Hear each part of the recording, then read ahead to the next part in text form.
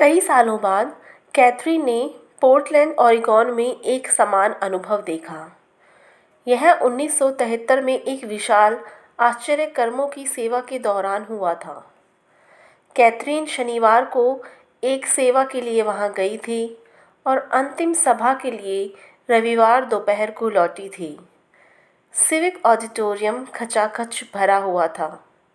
हजारों लोग आ चुके थे। सेवा के दौरान एक कैथोलिक नन अपने आदतन कपड़े पहने हुए अभी अभी अपनी जांघ में ट्यूमर ठीक होने के बाद आगे मंच पर आई। जब कैथरीन ने उस बहन से उसकी चंगाई के बारे में पूछा तो वो बहुत डर गई थी और अंत में उसने फुसफुसाते हुए ये कहा कि कैसे वह 6 अन्य नन और 2 याजकों के साथ फर्श पर बैठी थी जब उसने ये महसूस किया कि उसके पैर में कुछ जल रहा है। उसने अपने पैर के उस हिस्से को दबाकर देखा जहाँ पहले ट्यूमर था और अब वो चला गया था। दोनों याजकों ने उस पर जोर दिया कि वो अपनी इस चंगाई की गवाही देने के लिए आगे मंच पर जाए। कैथरीन ने कहा, ओह प्रिय, यह तो बहुत ही अद्भुत है। मैं बहुत खुश हूँ। कैथरीन रो रही थी। वो अक्सर रोती थी जब भी कोई इस प्रकार का व्यक्ति, कोई नन या कोई शांत याजक या कोई पुराना बुद्धिमान मिशनरी जिसने अपना जीवन प्रभु के कार्यों में खर्च किया था, अपनी चंगाई की गवाही देने के लिए आगे आता था। उसके दिल में बूढ़े, गरीब, छोटे बच्चों, युवा जोड़ों और विशेषकर प्रभु के दासों के लिए एक विशेष स्थान था। जैसे ही नन शर्माते हुए मुस्कुराई, कैथरीन ने कहा, आपके लिए मैं परमेश्वर का धन्यवाद करती हूँ, और नन मुड़कर मंच से चली गई। उस छोटी नन ने केवल 2 या 3 कदम ही चले थे कि वह फिर वापस मुड़कर वहां गई जहां कैथरीन माइक्रोफोन लेकर खड़ी हुई थी और अपनी फुसफुसाहट से कुछ तेज आवाज़ में वो बोली, मिस कुलमन, मैं पवित्र आत्मा से भरे जाने के लिए बहुत भूखी हूँ। और इससे पहले कि कैथरीन उसे छू पाती, इससे पहले कि कैथरीन प्रार्थना का पहला शब्द बोल पाती, वो नन बस फर्श पर गिर पड़ी। आमतौर पर वहाँ ऐसे लोगों को पकड़ने के लिए लोग होते थे जिन्हें यह अनुभव होता था, जिसे कैथरीन सामर्थ्य के नीचे जाना या पवित्र आत्मा द्वारा वध किया जाना कहती थी। हालांकि इस बार वहाँ कोई इतना करीब नहीं था कि उस नन को पकड़ सके। वह बस फर्श पर फिसल गई और उसी समय पर वो सुंदर एक अस्पष्ट भाषा में बोलने लगी और कैथरीन ने इस घटना का वर्णन करते हुए कहा, उस महान सभा में एक पवित्र शांति छा गई। सिविक ऑडिटोरियम को हजारों लोगों ने भर रखा था। कोई नहीं बोला। मैं उस पवित्र भय में बंधी हुई जिसमें वह बहुमूल्य कैथोलिक बहन, जो व्यावहारिक रूप से पवित्र आत्मा के बपतिस्मे के बारे में कुछ नहीं जानती थी और अन्य भाषा में बोल रही थी, उसके साथ जो कुछ हो रहा था उससे प्रभावित मैं खड़ी थी। उसकी आंखें बंद थीं और उसके होठों से एक ऐसी सिद्ध भाषा निकल रही थी जैसी कुछ सालों पहले इज़ाबेल ड्रेक के होठों से आ रही थी। यह बकवास या प्रलाप नहीं था, क्योंकि पवित्र आत्मा प्रलाप या बकवास नहीं करता। यह सिद्ध भाषा थी, क्योंकि उसके अंदर से पवित्र आत्मा ऊपर स्वर्गीय पिता को स्तुति और प्रशंसा की भेंट देने के लिए उसके होठों का उपयोग कर रहा था। इस बात ने कई धर्मशास्त्रियों और धार्मिक टिप्पणीकारों को परेशान किया था कि कैथरीन कुलमन ने अपने स्वयं की व्यक्तिगत अनुभव की स्पष्ट गवाही नहीं दी। हालांकि 14 वर्ष की आयु में उसका मन परिवर्तन का अनुभव निश्चित था, फिर भी कई लोगों ने महसूस किया कि यह प्रचार के योग्य होने के लिए आवश्यक था, लेकिन जीवन को बिखेरने वाला या चरित्र बदल देने वाला अनुभव नहीं था, बल्कि उसका ये परिवर्तन उद्धार की आजीवन प्रक्रिया में बहुत से उतार चढ़ावों के साथ परिपक्वता के अनुभव की शुरुआत थी। कैथरीन के जीवन में कई खामियां थीं जो लगातार लोगों की नज़रों में अतिशयोक्तिपूर्ण थीं। उसके जीवन के अंतिम वर्ष में भी मसीही जगत ने कैथरीन के बारे में कुछ चरित्र के लक्षणों की खोज की जो परिपूर्णता से बहुत दूर थे। फिर भी उसने कभी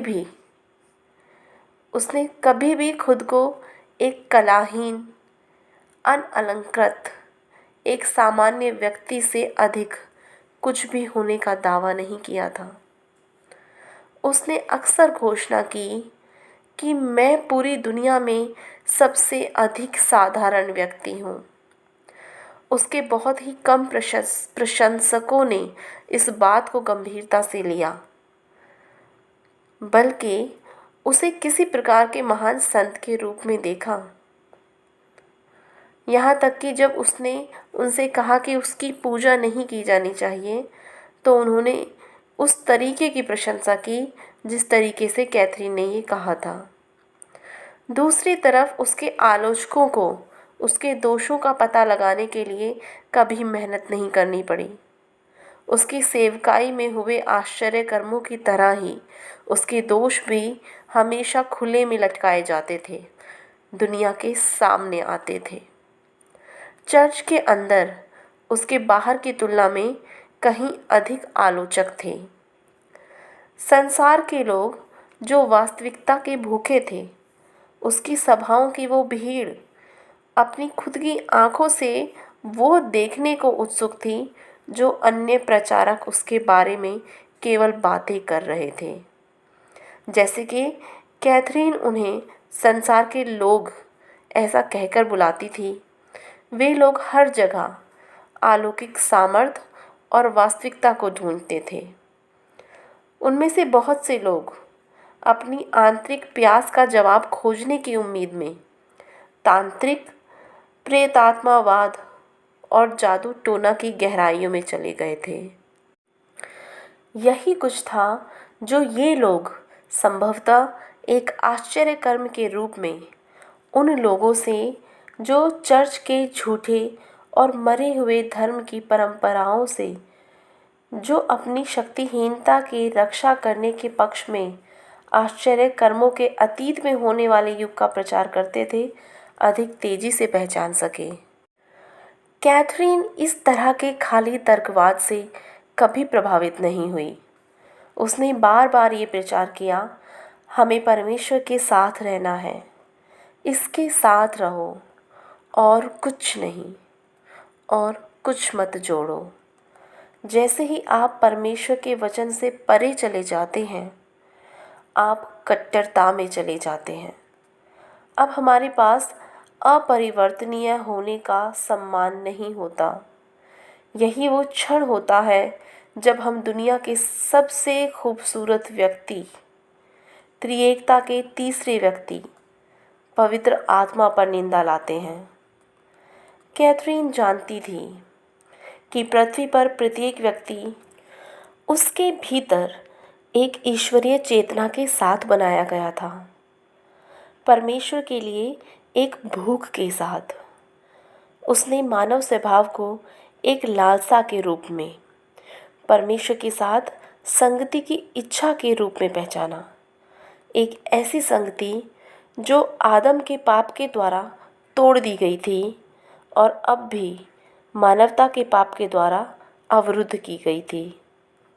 1973 में डलास टेक्सास में एक पूर्ण सुसमाचार व्यवसायी पुरुषों के अंतर्राष्ट्रीय सम्मेलन में बोलते हुए उसने ये कहा, हमें आदर रखना चाहिए, क्योंकि हम पिता परमेश्वर का प्रतिनिधित्व करते हैं। हम महान महायाजक यीशु मसीह का प्रतिनिधित्व करते हैं और महान करिश्माई सभाओं की इस घड़ी में हम महान अनदेखे व्यक्ति पवित्र आत्मा का प्रतिनिधित्व करते हैं। हम उसका प्रतिनिधित्व इस समय में करते हैं, चर्च के सबसे बड़े घंटे में। करोड़ों लोगों की निगाहें हम पर टिकी हैं। संगठित चर्च की निगाहें हम पर हैं, जो इस महान चमत्कारिक सभाओं में हैं। संसार के नया जन्म ना लिए हुए लोगों की निगाहें हम पर टिकी हैं। आप जो चाहें इसे वो कहें, लेकिन हमें उनका सम्मान रखना होगा। हमें परमेश्वर के साथ रहना होगा। फिर भी उसके आलोचकों ने उसके ऊपर हमला बोला। उन्होंने कहा, वहाँ पवित्र आत्मा का बपतिस्मा लिए जाने की अनिवार्यता की बात करती है, लेकिन ये कभी नहीं बताती कि उसने खुद ये अनुभव कब लिया। लेकिन कैथरीन अनुभव उन्मुख नहीं थी।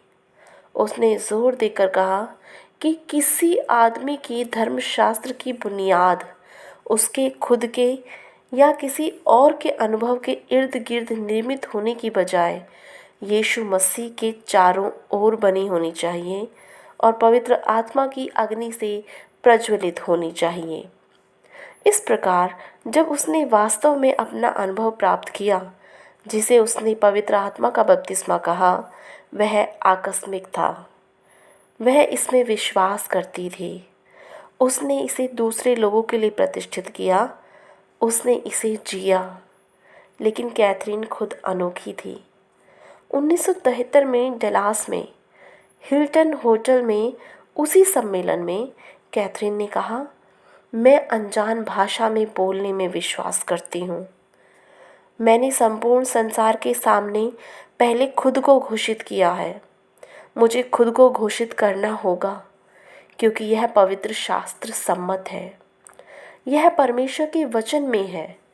लेकिन याद रखें, पवित्र आत्मा बक नहीं करता। पवित्र आत्मा सिद्ध है। जान लें कि हमें इस आश्चर्य कर्मों की घड़ी में कुछ पुराने ज़माने की शिक्षाओं की ज़रूरत है। हमें फिर से परमेश्वर के वचन के पास आना होगा। यदि हम ऐसा नहीं करते तो हम उन लाखों लोगों का सम्मान खोने जा रहे हैं जो हमें देख रहे हैं। उन हज़ारों लोगों का सम्मान जो सीमा रेखा पर इंतज़ार कर रहे हैं, देख रहे हैं, अंदर से भूखे हैं।